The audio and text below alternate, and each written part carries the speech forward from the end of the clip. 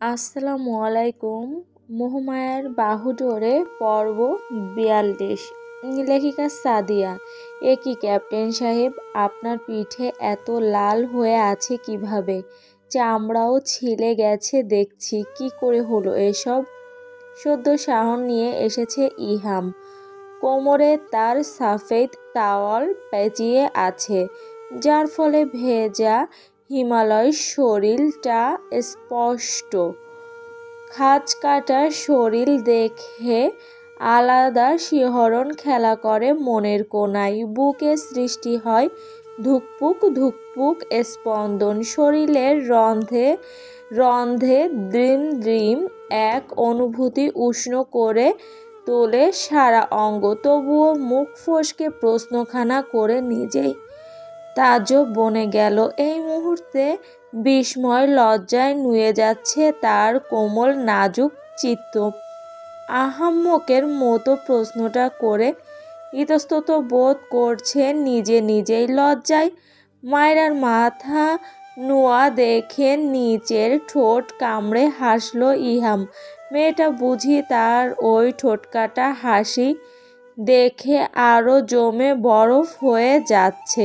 দুষ্টু দুষ্টু চিন্তারা ইহামকে নাড়া দিতেই এক পা করে ধীর গতিতে এগিয়ে যেতে লাগলো বেডে আধশোয়া হয়ে থাকা লাজুক মেয়েটার পানে। বুকের ভেতর কিছু একটা খামচে ধরেছে মায়রার।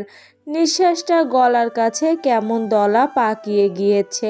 ওই কঠিন পাষাণ পুরুষটাকে আসতে দেখে হাত পা অটোমেটিক কেমন অবশ হয়ে আসতে শুরু করেছে। তবুও যেন শরীরের শেষ নিঃসৃত শক্তিটি ব্যয় করে বেডে গা থেকে শরীর তুলে কোনো রকম জড়সড় হয়ে বসল। ওই পাষাণ মানুষের নেশালো চোখ আর দুষ্টু হাসিটুক দেখে হৃৎপিণ্ড থেমে আসছে সুচালো সংকোচে। কি ভয়ঙ্কর ওই চাহনি! এভাবে কাছে আসার মানে কি? আশ্চর্য! মাতোয়ারা চোখের দৃষ্টি নিয়ে ইহাম একেবারে বেডের কাছে এলো। সেই সাথে দেখতে পেল নাজুক মেয়েটার আতঙ্কে শুকনো ঢোক গেলার দৃশ্যটুকু। বড্ড মজা পেল যেন সেই ব্যাপারটায়। মেয়েটাকে আরেকটু ভয় কাতুরে করতে মায়রার চোখে চোখ রেখেই বাহু চেপে ধরল। মোহাগ্রস্ত মুখায়বটা আরেকটু এগিয়ে এনে কানের কাছে ফিসফিস করে বলল, this is the proof that you wait to be intimate with me. লজ্জায় আড়ষ্ট মায়রা তৎক্ষণাৎ দাঁতে দাঁত কামড়ে ধরল। সাথে সাথে বেড কভারটাও দুমড়ে মুচড়ে নিল হাতের মুঠোয়। ছি, কি ভয়ঙ্কর কথা ওই পাষাণ পুরুষের! সাংঘাতিক মিথ্যে কথাও তো বলতে পারে এই লোক। অনায়াসে কি সব যা তা কথাও বলে দিচ্ছে। ছি, এমন ইচ্ছা কোশমিনকালেও কি করেছিল সে? চোখের পলকেই তো এই সাংঘাতিক লোকটা অনায়াসে কথা বানিয়ে সুন্দর করে উপস্থাপন করার ক্ষমতা রাখে। কি ভয়াবহ ব্যাপার! সাংঘাতিক পুরুষ! তার কিঞ্চিত রাগে নাক ফুলল। সেই ভাবনার মাঝেই বরফ শীতল স্পর্শে অনিমেষ তার সর্বাঙ্গ চমকে কেঁপে উঠল। শরীরে তীব্র থেকে তীব্রভাবে বিচলিত মতো কিছু, বিজলির মতো কিছু একটা ছুটে গেল প্রবল গতিতে। নিঃশ্বাসটা ঠিক নাকের ডগায় এসে থেমেছে। শুকনো একটা ঢোক গিলারও কোনো অবকাশ নেই। প্রচণ্ড বিস্ময়ে স্তম্ভিত হওয়া মায়রার কাছে নিজের জড়তাটুক কাটাতে না পারলেও আলতো হাতে ইহামকে ঠেলে দূরে সরানোর প্রয়াস চালিয়ে মিনমিনিয়ে গলায় জবাব দিল, মানে? গলার সমস্ত স্বর জড়ো হয়ে আসছে তার। I am right? দেখুন, আজেবাজে কথা বলবেন না। আপনি একটা সাংঘাতিক লোক ক্যাপ্টেন সাহেব। দূরে সরুন।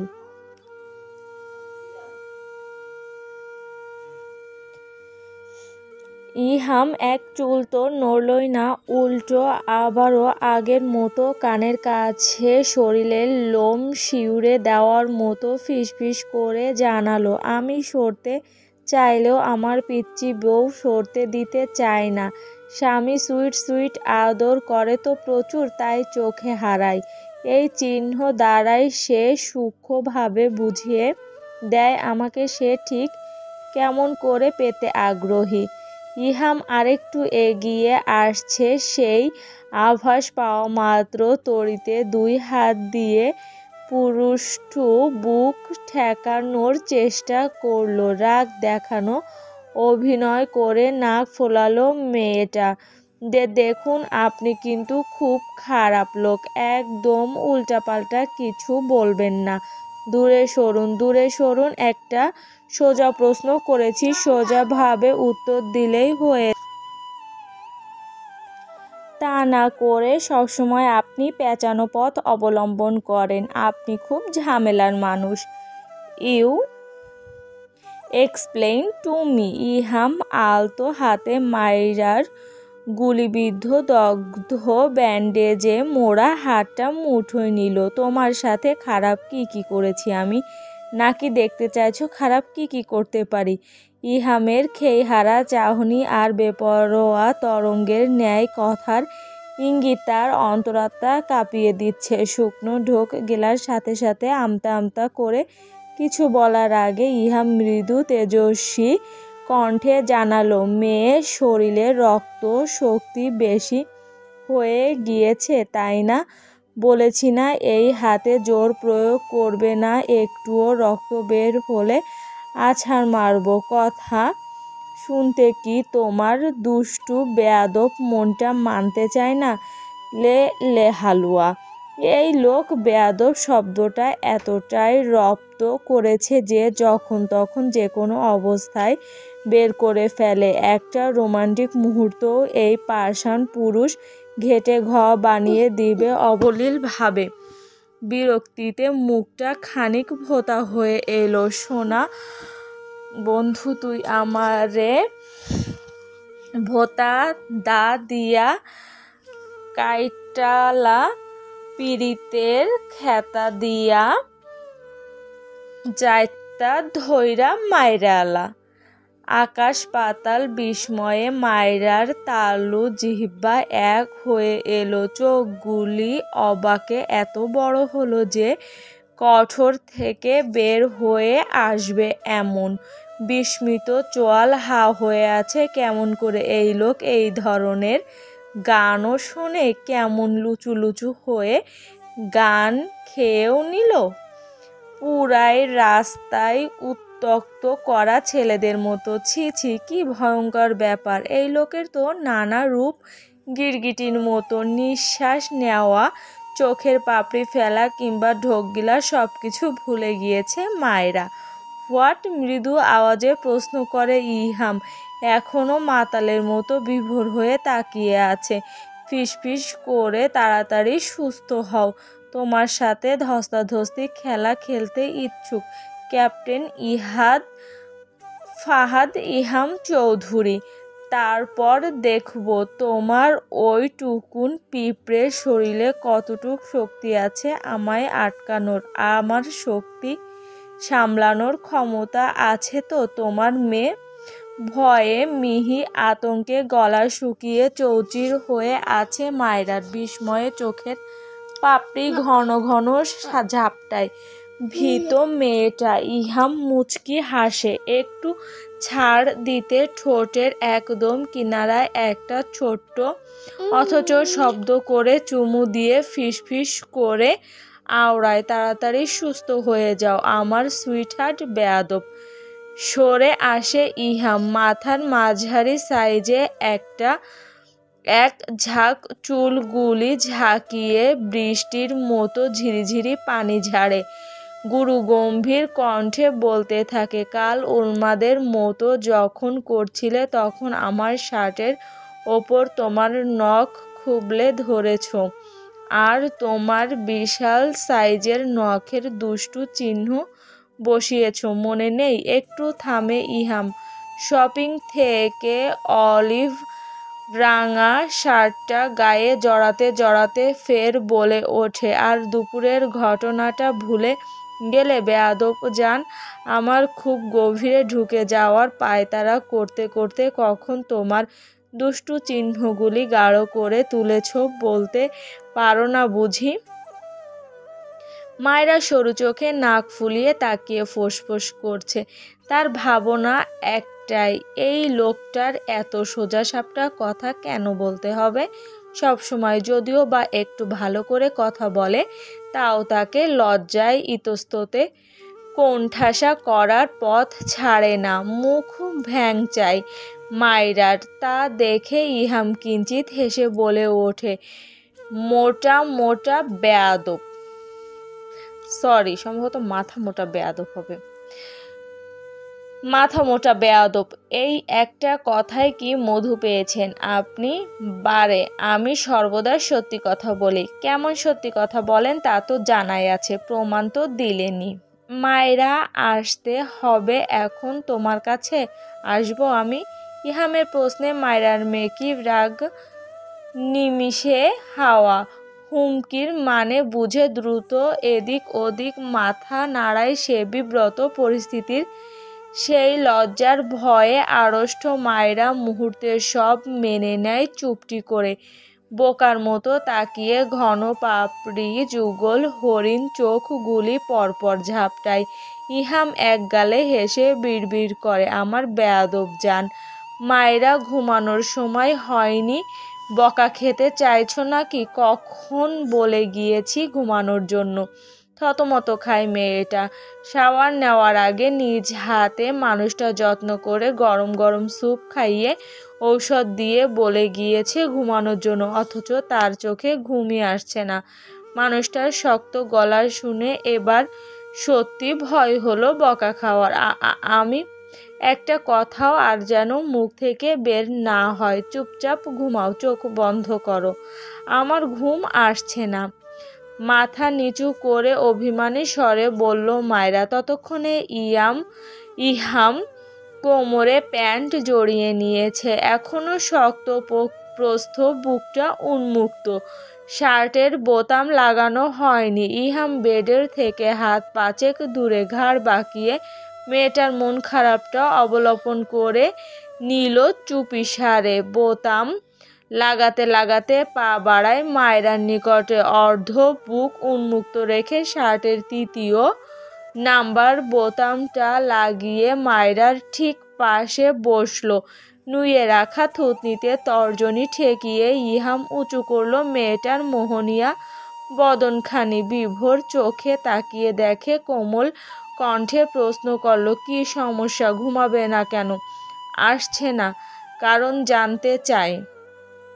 কোনো কারণই নেই, শুধু এমনি। চোখ বন্ধ করে শুয়ে থাকো, ঘুম আসবে। ইহাম মায়রার মাথার পেছনে হাত গলিয়ে খানিক টেনে আনলো কাছে। মেয়ের কপালে গভীর চুমু এঁকে জানালো, একটু কাজ আছে, সেরে আসছি, ঘুমাও লক্ষ্মীটা। ইহাম সরে আসতে চাইলেই মায়রা সাহস করে ওই পুরুষালী শক্ত হাতটা আঁকড়ে ধরল।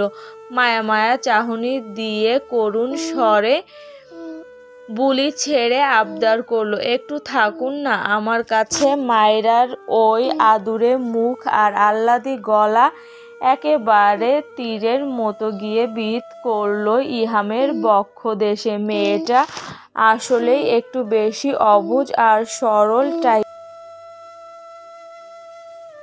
মায়রার ওই আদুরে গাল চেপে এক মুহূর্তে ইহাম তার বুকের সাথে জড়িয়ে নিল মেয়েটার ছোট কায়া। দিন দিন এই মেয়েটা তার মাথা নষ্ট করে দিচ্ছে।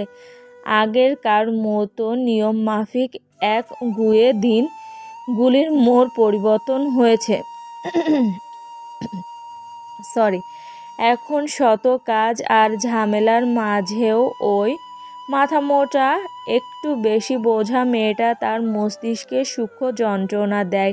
রক্ত চোষা জোকের মতো তার ব্রেইন কামড়ে রাখে এই মেয়েটাই। নানান চিন্তায় তপ্ত সময়ের মাঝেও মায়রার আবদার টুক আলাদা প্রশান্তি দেয় ইহামের অন্তরকরণে। মেয়েটাকে শক্ত করে বুকের সাথে চেপে ধরার মাঝে অদ্ভুত তৃপ্তি মিশে আছে, যেন বুকের সরল উত্তাল তরঙ্গ নির্মিষে শান্ত সরল হয়ে বয়ে যায়। ইহাম আলতো করে মায়রার মাথায় চুমু আঁকে।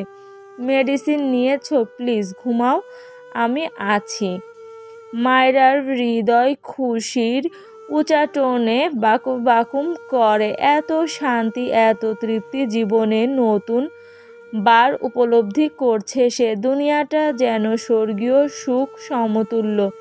দাদি যে বলতো স্বামীর সোহাগ, এটাই কি তা?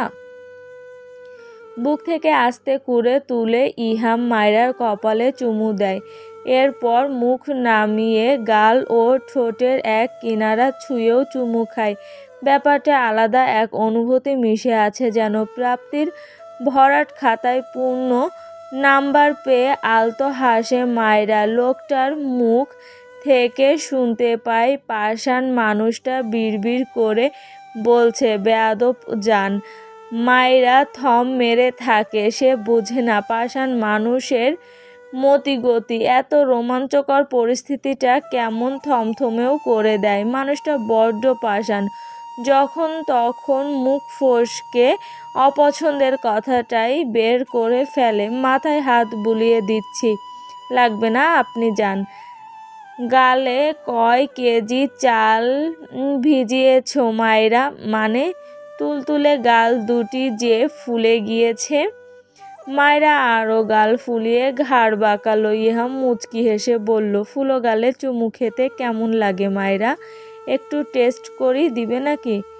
আহাম্মকের মতো চকিতে তাকালো মায়রা। এই লোক কোন ধরনের মানুষ, কখন কি করে, কখন কি বলে, তা নিয়ে কোনো ধারণা করা যায় না। পুরাই নিজের মর্জি মতো চলা কঠিন পাষাণ মানুষ একটা যেন। ইহাম একটু এগিয়ে আসতে চাইলে মায়রা বলে, দিব না, সরুন। বিয়ে করা হালাল জিনিস, তুমি আমার ব্যক্তিগত সম্পদ। দিবে না মানে? মাথা মোটার মতো তর্ক না করে সরো দেখি, একটু টেস্ট করে দাও। সরো দেখি, একটু টেস্ট করতে দাও বলে মায়রার তুলতুলে গালে চুমু খায়। কাল থেকে স্যালাইন চলার ফলে গাল আর শরীর খানিক যেন আরেকটু ফুলেছে। টসটসে গালে চুমু দিতে বেশ লাগছে। ডান গালে চুমু খেয়ে মুখ বাড়িয়ে ইহাম বাম গালেও শব্দ করে চুমু খায়। এরপর আবার ঠিক করে বসে। সরু চোখে দেখে বোকা মেয়েটার প্রতিক্রিয়া। ড্যাব ড্যাব করে তবদা খাওয়ার মতো বসে আছে মেয়েটা। তার ভাবনাতেই আসে না ইহাম ঠিক কোন ধরনের মানুষ। কখনো মনে হয় লোকটা খুব পাষাণ, নির্দয়, গম্ভীর। যখনই লোকটাকে একটু ভালো, নরম আর আদুরে ভাবতে বসে, আবার তার ভাবনা ভুল প্রমাণ করতে লোকটা একটুও পিছপা হয় না। তার ভাবনার মাঝেই দরজায় কড়া নাড়ার শব্দ হয়। দুজনই বুঝতে পারে কেবিনের বাহিরে শিরিন বেগম দাঁড়িয়ে। ইহাম এক পল মায়রার দিকে তাকায়, মেয়েটাও তার দিকে সরল চোখে তাকিয়ে। ইহাম কিছু ইশারা করে বেড থেকে উঠে দাঁড়ায়, হাঁক ছেড়ে জানায়, এসো মা। মায়রা ইতস্তত করে, কেমন বিচলিতভাবে উস্কো খুস্কো হয়ে বসে বেডের এক কোণে। মূলত তার নরম মন কখনো চিন্তা করেনি শিরিন বেগম তার সাথে কখনো এমন রূঢ় ব্যবহার করতে পারেন। সে প্রথম ওনার ব্যবহারে ধরেই নিয়েছিল তিনি তার আরেক মা হয়ে উঠবেন। বিয়ে নামক বন্ধন তাকে স্বামীর সঙ্গে আর একটা বাবা মাও দিয়েছেন। কিন্তু বোকা মেয়েটার বাস্তবতা সম্পর্কে খুব একটা ধারণা হয়নি এখন অবধি। শাশুড়ি নামক আর এক মায়ের ওই কঠিন রূঢ় ব্যবহার তার কোমল মন মানতে না পেরে আরও বিচলিত হচ্ছে। এমন না যে সে এই জীবনে বকা শোনেনি কারো কাছ থেকে, কিন্তু তবুও তার মন ওনার থেকে এই ব্যবহারটা মানতে চাইছে না কেন কোনোভাবেই। ওনার মুখোমুখি হতেও একটা অস্বস্তিতা, খানিক লজ্জাও কাজ করছে। আর চোখে ইহাম সবটাই খেয়াল করলো। তখনই শিরিন বেগম এলেন কেবিনের ভেতরে। মায়রার দিকে নজর বুলিয়ে ছেলেকে প্রশ্ন করলেন, খেয়েছে ও? ইহাম চোখ ঘুরিয়ে মায়রার দিকে তাকিয়ে নজর ফেরায় মায়ের দিকে। খাইয়ে দিয়েছি, ঘুমাতে বলেছি বলে ঘুম আসছে না। ঘড়িতে ব্যস্ত ভঙ্গিতে সময় দেখে ইহাম। মায়ের মুখে তাকিয়ে নিম্ন আওয়াজে বলে, তুমি থাকো, আমার একটু কাজ আছে, আসছি। শার্টের হাতা গোটাতে গোটাতে ইহাম চলে গেল। পিছন ফিরে এক পলক করুণ মায়রার মুখটা দেখেও বউ শাশুড়িকে খানিক সময় দিয়ে বের হয়ে এলো। কেবিন থেকে খানিক দূরেই দেখতে পেল ইব্রাহিমকে। মনে মনে ছেলেটার কাজে বেশ অভিভূত হলো সে। আসলে ইব্রাহিম এমন একটা ছেলে যে তাকে একেবারে চোখ বন্ধ করে বিশ্বাস করে। কলিগের চেয়ে ছেলেটা তার ছোট ভাই বেশি। তার গুরুগম্ভীর ভাবটার কারণে ডিপার্টমেন্টের সবাই তার সাথে পর্যাপ্ত দূরত্ব রেখে কাছে আসলেও এই ছেলেটা মাত্র ইব্রাহিমই পুরোপুরি যেন তার খুব কাছের কেউ, কাছের একজন। ছেলেটাকে একটা কাজ দিলে নিজের সবটুক দায়িত্ব দিয়ে একেবারে নিজের কাজ বলে গুরুত্ব দিয়ে সেটা পালন করে। একদিন বলেছিল, ক্যাপ্টেন আপনি আমার বড় ভাই। ইহাম এগিয়ে গেল তার দিকে। তাকে দেখা মাত্র ইব্রাহিম ছেলেটা শটান হয়ে দাঁড়িয়ে সম্মান প্রদর্শন করলো। ইব্রাহিম, তুমি এখনো এখানে? দুপুরে খাওয়া হয়েছে? ক্যাপ্টেন তাউস এখনো আসেনি খেয়ে? তাই আমি তো ছিলাম, তবে গেলে না কেন ওর সাথে? উত্তরে ইব্রাহিম মাথা নুয়ে নিল। ইহাম তার কাঁধের ভ্রাতৃত্বের হাত রেখে মোটা গলায় বলল, চলো, আমিও লাঞ্চ করিনি, একসাথে লাঞ্চ করে বের হব, একটু কাজ আছে। Yes captain. মায়রা এখনো ভেতরের সংকোচ কাটাতে পারছে না, মাথাটা একদম নুয়ে রেখেছে, ইতস্ততে হাতে হাত কসলাচ্ছে। শিরিন বেগম সবটাই খেয়াল করলেন। পুরো মুখ নিয়ে তিনি গিয়ে বেডের পাশের টুলটায় বসলেন। নরম স্বরে জিজ্ঞেস করলেন, শরীর কেমন এখন তোমার? নরম গলা পেয়ে মায়রা দ্বিধা নিয়ে মাথা একটু তুলে তাকায়। শুকনো ঢোক গেলে কিছু বলার আগে তিনি হাত বাড়িয়ে তার গাল ছুঁয়ে বলে, আমার উপরে রেগে আছো? মায়রার কেন যেন কান্না পেল। আটকে রাখতে চেয়েও পারছে না মেয়েটা। ঠিক যেমন বাবা মা একটু বকা দেওয়ার পর আদুরে করে কথা বললে কান্না আসে, ঠিক তেমন করে কান্না আসছে। চোখগুলি টলমল করে ওঠে, ঠোঁট কাঁপে। তোমার মা তোমায় বকে না? আদর করতে আসলেও পরে রাগ করে বসে থাকো। আমি কি তোমার মা না? নিজেকে আর ধরে রাখতে না পেরে মায়েরা এবার ফুঁপিয়ে উঠল।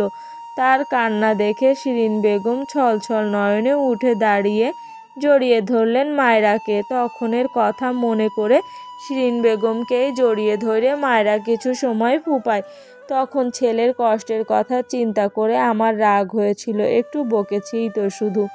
নিজের মা মনে করে কষ্ট পাস না আম্মা, তখনের জন্য। তোর মাও তো তোকে বকে, তাই না? আমি আপনার উপর একটুও রাগ করিনি। তাহলে কান্না থামাও। শাশুড়িরা কি কখনো মা হতে পারে না? রাগে একটু বকা দিলে মা মনে করে কি ভোলা যায় না?